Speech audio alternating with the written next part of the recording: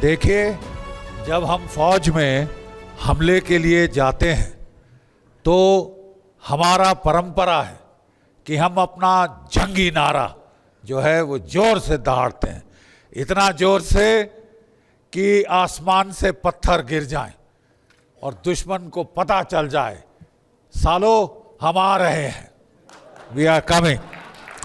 तो मैं ज़्यादातर ये जो ऑडियंस है वो काले बालों वाले हैं, मेरे जैसे सफ़ेद बाल नहीं है, ठीक है।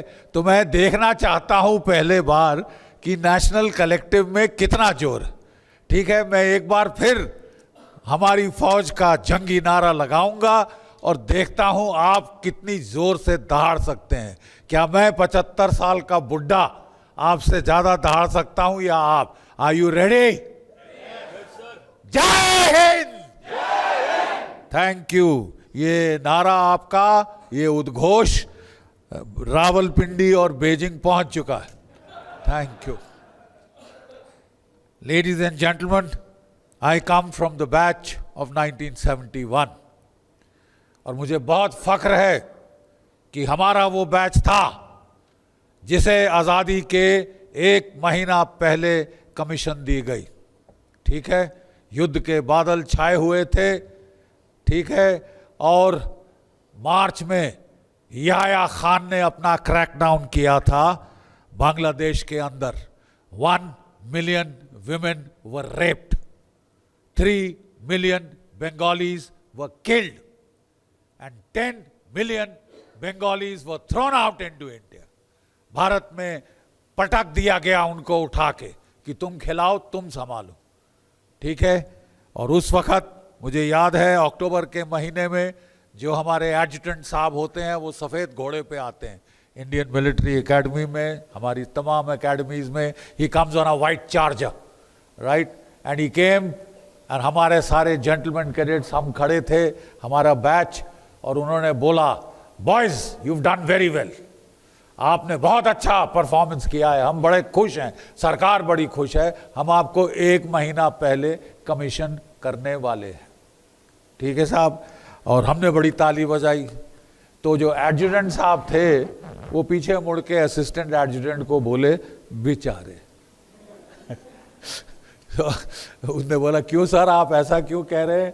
कहता है, यार अभी 1 महीने में ये पास आउट हो जाएंगे, 10 दिन की छुट्टी मिलेगी मम्मा पापा को देखने, और जब तक ये अपनी पलटनों में जाएंगे जंग शुरू हो चुकी होगी। गरम खून है, यंग ब्लड है, 19, 20, 21 साल की उम्रें हैं इनकी, सबसे आगे दौड़ते जाएंगे। न जवानों को इनका नाम पता होगा, ना इनको जवानों का नाम मालूम होगा, और इनमें से मैक्सिमम मारे जाएंगे, बहुत नुकसान होगा। I feel sorry. He was absolutely right. He was dead right. We lost the maximum in our course, right? But we are damn proud of the fact that in just 13 days हम 550 kilometre Bangladesh के अंदर गए थे। We had fluttered the Indian tricolor on Dhaka. Lieutenant general Amir Akbar Abdullah Khan Niazi, हिलाले जुर्रत, सितारा पाकिस्तान, हमने उसको फपक फपक के बच्चों की तरह रोते देखा। He surrendered. 93,000 prisoners of war surrendered, and it was the largest mass surrender in the world after the Second World War. We created a new nation state with the force of arms in 1971, and we hope and pray that a new nation state will emerge in South Asia in 2025.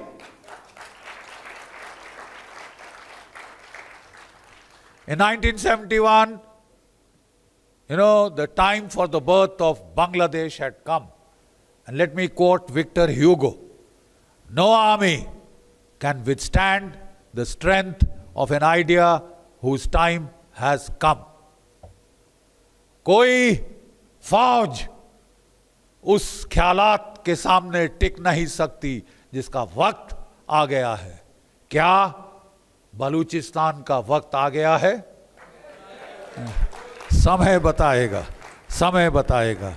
I am very proud to belong to a batch which has one Paramveer Chakra posthumous, second Lieutenant Arun Khetrapal, and one Ashok Chakra posthumous, Colonel NJC Nair, Ashok Chakra, Kirti Chakra, मरणोपरांत। और कोई batch इस हमारी armed forces में ये नहीं कह सकता कि हमारे पास एक परमवीर चक्र है, एक अशोक चक्र है। देवियों और सज्जनों, मैं बहुत आभारी हूं अर्नब का कि आपने वो चीज शुरू की है जो कई हमारी आजादी के समय शुरू हो जानी चाहिए थी, लेकिन कुछ अजीब ही ख्यालात हमारे आए कि साहब हम तो एक शांति के पुजारी हैं, हम अहिंसा के पुजारी हैं, कोई हमारी एक गाल पे चांटा मारे तो हम दूसरी गाल आगे कर देंगे। ठीक है, मैं सिर्फ आपको याद देना चाहता हूं, हां शांति हमारी एक परंपरा है, लेकिन एक और परंपरा भी है। हा? एक और परंपरा भी है। ऋग्वेद पढ़ा है आपने? नहीं पढ़ा तो पढ़ लीजिए। उसके अंदर द्वादश राजन युद्ध का वृतांत है, उसमें 10 राजन युद्ध का वृतांत है। रामायण किसके बारे में है? रामायण एक युद्ध के बारे में है। महाभारत किसके बारे में है? वो एक युद्ध के बारे में है। लेकिन उसके शांति पर्व का एक वाक्य तोड़ मरोड़ के हमारे देश में चला दिया गया है। अहिंसा परमो धर्म, ये कहां से आया? ये शांति पर्व से आया। ठीक है, लेकिन केवल आपको पहला हिस्सा बताया जाता है। इसका दूसरा हिस्सा क्या है इस श्लोक का मालूम? अहिंसा परमो धर्म, धर्म हिंसा तथा बचा। अहिंसा परमो धर्म है। अरे एक चींटी भी मारो, तुम चलते जा रहे हो, चींटी आ रही तो थोड़ा सा हट के चले जाओ। ये हमारी परंपरा है। We are kind hearted people and thank God for that. लेकिन कई बारी हमारी इस उदारता का, हमारी इस दया का नाजायज फायदा उठाया गया। ठीक है, देखिए 10वीं शताब्दी से लेकर 17वीं शताब्दी तक आपने ज्यूइश होलोकास्ट का तो सुना है। 6 million Jews were killed. Do you know we had a Hindu Holocaust in which 100 million Hindus of this country were slaughtered. But it is politically incorrect to talk of it. You can't even talk of it. Look, the Israelis had a Holocaust, they learned their lesson. आप Israel को छू के देख, आप 10 मारिए, वो 1000 मारेंगे।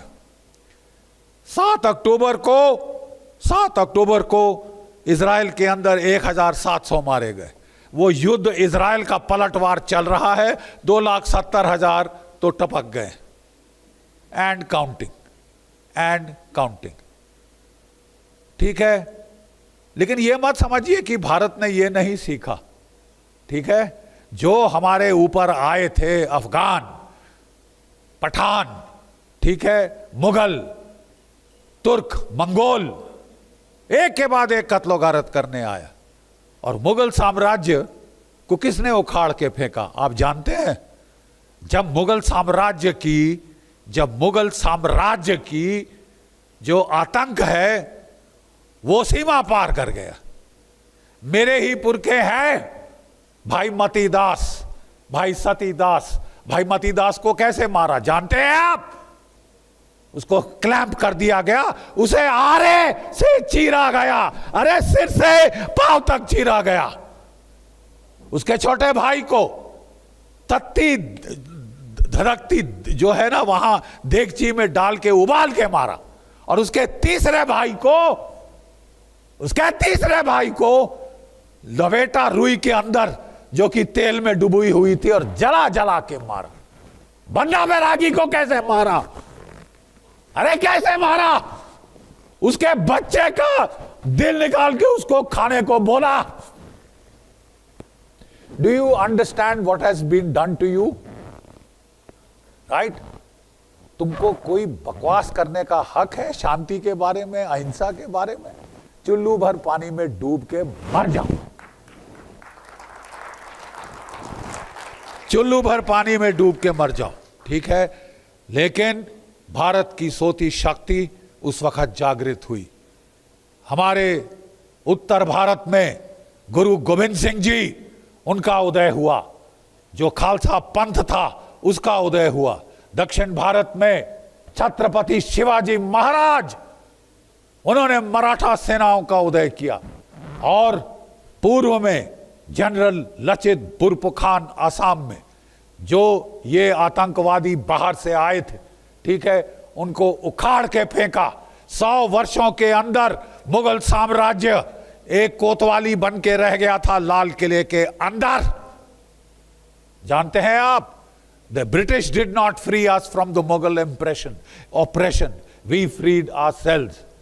और वो जो इंडियन मिलिट्री रिवाइवल हुआ था इज अ हिस्टोरिक फिनोमेना जो हमारी इतिहास की किताबों में नहीं मिलेगा आपको, but this is the revival. उसके बाद महाराजा रंजीत सिंह आए, जो आज का पंजाब है, जो पूरा पाकिस्तान है, उसने फतेह करी उस इलाके पे महाराजा रंजीत सिंह की फौजों ने। और इंदस पार करके वो अफगानिस्तान में गया, ठीक है। हरि सिंह नलवा का नाम सुना है?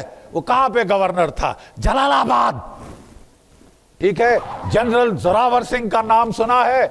उसने लद्दाख पे फतेह करी। फिर 1840 में उसने जाके गिलगिट बाल्टिस्तान पे फतेह करी, जहां फिर फतेह करने की जरूरत है, ठीक है। और 1841 में वो तिब्बत पे चढ़ गया। वो मानसरोवर कैलाश में जाके पहुंचा। एक कंबाइंड टिबेटन चाइनीज फोर्स को उसने वहां पे बुरी तरह से हराया। और उनका झंडा, उनका चीनियों का झंडा वहां पे कैप्चर हुआ। उसको मानतलाई फ्लैग बोलते हैं। आज भी मेरी regiment 4th battalion Jammu and Kashmir rifles के ऑफिसर्स मेस में वो झंडा उल्टा टंगा है। This is the rise of Indian military arms, the rise of the Indian military consciousness, the warrior ethic in India. और फिर अफसोस की बात है, जब मुगलों को हमने परास्त कर दिया तो again we went back to our familiar infighting. हमको समझ नहीं आया कि जो ट्रेड करने के नाम पे आए थे वो हम पे राज करेंगे, हमको आपस में लड़ा पिटा मरा के राज करेंगे अंग्रेज। लेकिन अंग्रेज भी समझ गए इस देश का fighting potential. In the first world war 1.3 million Indian soldiers fought for the empire. 11 Victoria Crosses. 11 Victoria Crosses, you understand? That is the equivalent of the Paramveer Chakra. Second World War, 2.5 million Indians fought against the Germans, against the Japanese, against the Italians, and beat them all. And beat them all, right? And by the end of that Second World War, आज जब गुरुमूर्ति जी बोल रहे थे तो मैं बड़े ध्यान से उम्मीद कर रहा था कि एक नाम और वो हमारी फ्रीडम स्ट्रगल में ऐड कर देते। कौन सा नाम? Subhash Chandra Bose, Indian National Army.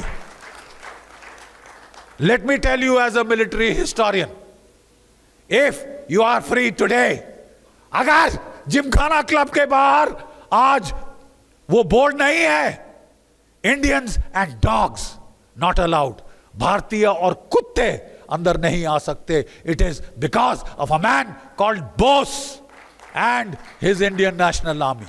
Are you aware कि 60,000 की संख्या थी आजाद हिंद फौज की, जिनमें से 26,000 शहीद हो गए। You know, you are better at mathematics than I am as an infantryman. That amounts to 44% of an army laying down its lives. लेकिन इस पूरी कायनात में इस पूरे हिंदुस्तान में एक पत्थर है जहां उनका नाम लिखा है? There is no war memorial, there is nothing. लड़ लड़ के कितना मोदी जी से वो विनती करके, थैंक गॉड नेताजी का स्टैचू आज वहां लगा है जहां किंग जॉर्ज 5 का पुतला होता था।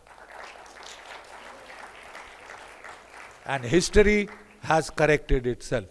आई एम श्योर वो वॉर मेमोरियल भी आ जाएगा, आई एम श्योर वो वॉर मेमोरियल भी आ जाएगा।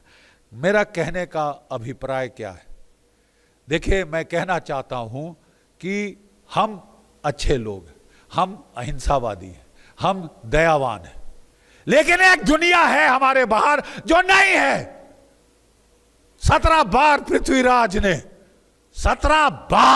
पृथ्वीराज ने मोहम्मद गोरी को हरा के भेजा था, और जब 17वीं बार मोहम्मद गोरी की फौजें भाग रही थी, ठीक है, तो उसके सिपाहियों ने बोला, उसके राजपूतों ने बोला, हुक्म खत्म कर दे इनको। तो क्या बोला पृथ्वीराज? अरे भागते को कौन मारता है, जाने 10 सालों को। अगले साल वो फिर आए, और आप जानते हैं कि क्या हुआ पृथ्वीराज के साथ? आप सब जानते हैं। We have to come out of this Prithviraj syndrome. We are soft hearted people. I mean, I am equally to blame. जब ये हमारा तमाशा हुआ पहलगाम का और ये पिटे, तो पाकिस्तान की सेनेट में एक रिटायर्ड मेजर, बुड्ढा, सफेद दाढ़ी, ठीक है, वो कह रहा था, मेरे मौला हमने क्या गुनाह किया है, हे मौला हमने क्या, हमें माफ कर दे, हमें पाकिस्तान को बचा ले। सच्ची 1 मिनट मेरा भी दिल पसीज गया कि शायद छोड़ देना चाहिए इनको, शायद इनको छोड़ देना चाहिए, काफी पिट चुके। उनका एयर मार्शल नूर खान कह रहा था, वी कांट डू एनीथिंग, हम पिट गए हैं साहब, प्लीज हैव इट स्टॉप्ड। कहां है अमेरिका? अरे कहां है ये बाकी देश? इनको बोलो रुकवाएं। And he said, don't be under any false notions कि तुम हिंदुस्तान की फौज को निपट लोगे। अरे 16 लाख की है फौज, मर जाओगे तुम। Let us have ceasefire. अरे कोई अमेरिका क्यों नहीं आया? You know, this was the bleeding, this was the bleeding. लेकिन ये पाकिस्तानियों की खास एक फितरत है। वो बोलते हैं ना, कुत्ते की दुम, कुत्ते की दुम को आप स्टील की ट्यूब में डालिए, 10 साल रखिए, निकालिए तो ऐसी टेढ़ी मिलेगी आपको। 10 साल रखिए आप, तो आपको ऐसी टेढ़ी दुम मिलेगी साहब, क्योंकि इनकी फितरत है कि मार खाओ, दिल नहीं भरता है। आप आराम से ना चैन से जिएंगे, ना किसी को चैन से जीने देंगे। देखिए इस्लाम में फर्क पड़ रहा है। Islam is liberalising, you know where? Saudi Arabia. The Saudi Arabian girls can drive cars, they can study, they are not in a tent anymore. You see, I had gone to Abu Dhabi, Arnab, I had gone to Abu Dhabi just 2 months ago, and wahan pe I was so touched to see the liberalism of the Sheikh. He has permitted the construction of an Akshardham temple, and it is one of the most beautiful temples I've seen. That is in Abu Dhabi. That is what Islam is, you know, how Islam is evolving in Saudi Arabia, the land of its birth. In Arabia, the land of its birth. But in South Asia, we have a new imam. We have a new imam called Mullah Asim Munir. Mullah Asim Munir. और उसकी क्या है साहब, इस्लाम क्या है उनकी definition में? There is a Huntington clash of civilization between the Hindus and the Muslims. They can never live together. They are living together in very good peace and harmony. ठीक है? We are very proud of our Muslims. They are our Muslims. But Pakistan, you are a problem. You are a pain in the bloody neck. And you have always been, and you will be till somebody decides to, you know, undo your this tamasha. क्योंकि आप दुनिया भर में बता रहे हैं, you are trying to take Islam back to a time warp in 7th century AD. ठीक है? You are trying to tell us कि सिवाय जिहाद फसाद, गजवाए हिंद, खूना खच्चर, ब्लड शेड के अलावा और कुछ नहीं है इस्लाम में। क्या बात कर रहे हो, क्या बकवास कर रहे हो तुम? जाके सीख लो सऊदी अरेबिया से, जहां से इस्लाम आई थी साहब। वो पढ़ रहे हैं, वो लिख रहे हैं। They are looking after the economic prosperity of their people. आपका मुल्क, पाकिस्तान का मुल्क फटीचर मुल्क बन गया है। 2 रोज की रोटी नहीं खिला पाते अपने आवाम को, भीख मांगने जाते हो, एक लोन लेते हो, उस लोन को चुकाने दूसरे लोन लेते हो, तीसरे लोन लेते हो। अरे तुम तो डूब रहे हो मेरे आका, तुम तो डूब रहे हो, मर जाओगे तुम इस रेट पे। मूडीज इंटरनेशनल रेटिंग एजेंसी ने युद्ध के पहले पाकिस्तान को कहा था, you can't afford a war, you cannot afford a war, your economy will collapse. ठीक है, $2 बिलियन का इनको एक और जो है इनकी भीख के कटोरे में टपका दिया है Indian international monetary fund IMF ने टपका दिया। और पहला क्या काम किया है अर्नब इन्होंने? 14 करोड़ उसमें से मरकज़े सुभान अल्लाह जो कि भावलपुर में इनका हेडक्वार्टर है, उसके कटोरे में टपका दिया है। आपको याद है Osama bin Laden had given $10 million to construct that grand palace, which the Indian Air Force has reduced to bloody rubble. The headquarter in Markaz, in Markaz-e-Taiba in Muridke has been reduced to rubble. The headquarter of the Hizbul Mujahideen, that big bearded fellow, you could hardly see his face, it has been reduced to rubble. मिट्टी में मिला दिया है, exact words of the prime minister. मिट्टी में मिला दिया है, जमीन दोस्त कर दिया है, पर खच्चे उड़ा दिए हैं तुम्हारे। लेकिन कुत्ते की दुम है साहब, भंगड़े कर रहे हैं, कुत्ते की दुम है, भंगड़े कर रहे हैं साहब, हम जीत गए। ओ आप जीत गए, तुम्हें थोड़ा सा टाइम और दीजिए। We know what you are, तुम्हारी फितरत हम जानते हैं। तुम चुलबुली, तुम के बगैर बैठ नहीं सकते, तुम फिर चुलबुली करोगे। और हमारे प्रधानमंत्री जी ने एक नई नेशनल सिक्योरिटी डॉक्ट्रिन इनंसिएट कर दी है। Any act of terror will be an act of war. तो ये जो पॉज इन ऑपरेशंस है ना, इससे ज्यादा खुश मत हो, ठीक है? खैर मनाओ, शांति मिल गई है, तुम्हें बख्श दिया है अभी भी, लेकिन ऑपरेशन सिंदूर कॉल ऑफ नहीं किया है। Operation Sindoor has not been called off Arnab, and if you misbehave, you will be doing India a very great favor. You understand what I am saying? अगर आप चुलबुली फिर करते हैं, आप भारत के लिए एक बहुत बड़ा एहसान करेंगे कि you will give us the moral justification to finish the job we had started. I'm very grateful to Arnab for, kick-starting the national collective. It was an idea whose time has come. And nothing will stop its relentless move forward to every single corner of this country. देखिए, विष्णु चेतना हम अवतारों में मानते हैं। Kalki Chetna, Kalki is supposed to be the avatar who is coming. It is not an individual. It will not be कोई व्यक्ति विशेष की चेतना नहीं होगी। सामूहिक चेतना में जो उत्थान आएगा भारतवर्ष में, वो है कल की चेतना। The consciousness of regeneration, revival, military revival, economic revival, technological revival. And let me tell you in conclusion, our scientists have done us proud. In this operation. And let me also tell you one more, fact that you can take home.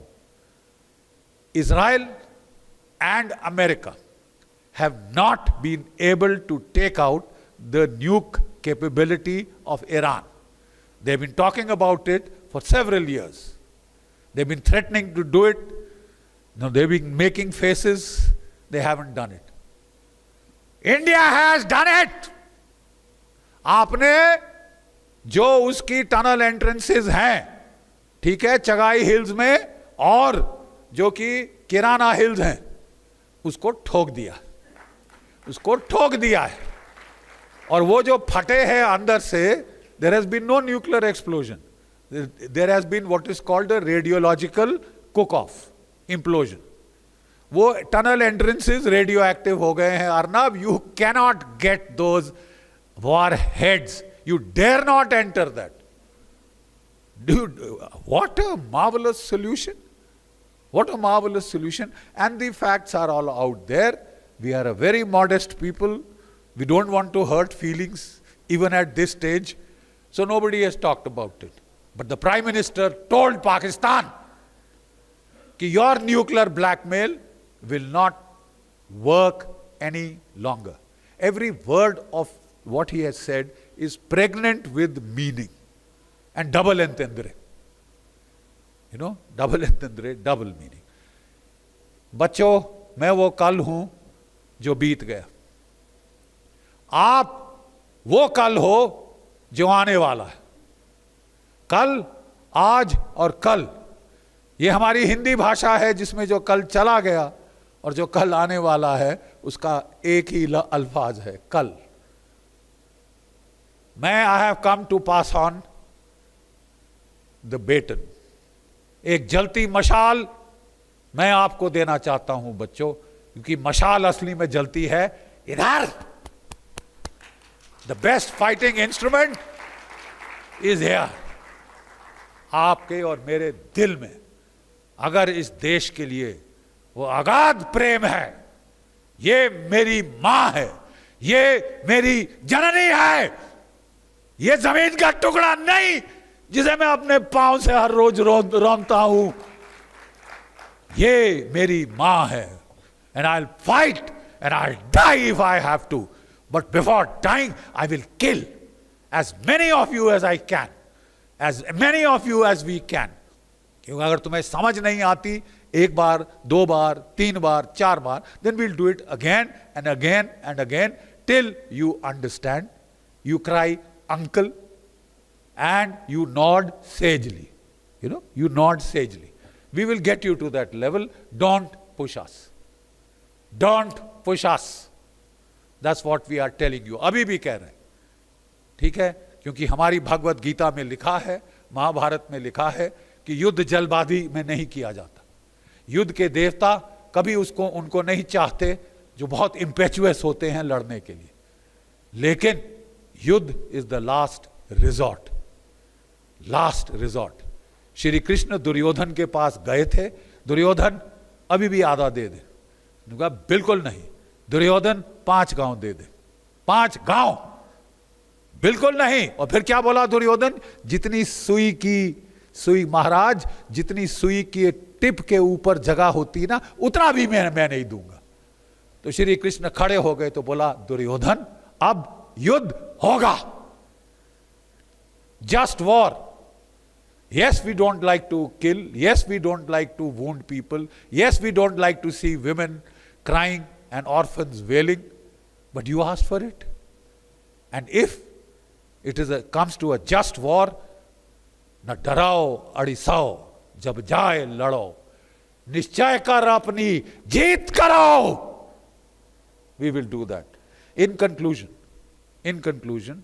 बच्चों, हमारे देश में ethics are taught by stories.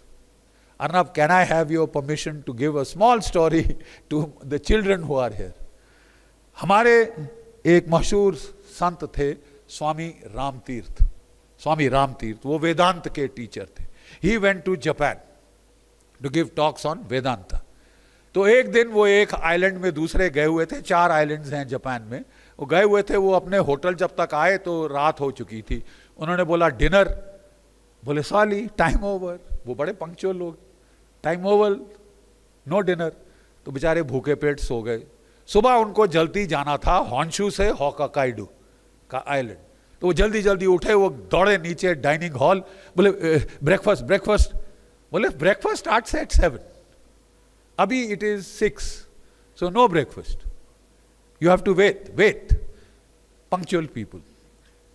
अब भूखे पेट बेचारे स्वामी जी दौड़े, जो फेरी थी जा रही वाली थी, तो वो टिकट लेने गए, तो बोला व्हाट टिकट यू वांट, 1 येन और 150, वेरी इंटरेस्टिंग स्टोरी, 1 येन या 150, तो उसने बोला कोई सीट में फर्क, बोले नहीं, नो चेंज इन सीट, बोले 1 येन, तो वो लिए और वो दौड़ के चले और वो बैठ गए और वो फेरी शुरू हो गई, लंबा, इट्स अ लॉन्ग जर्नी।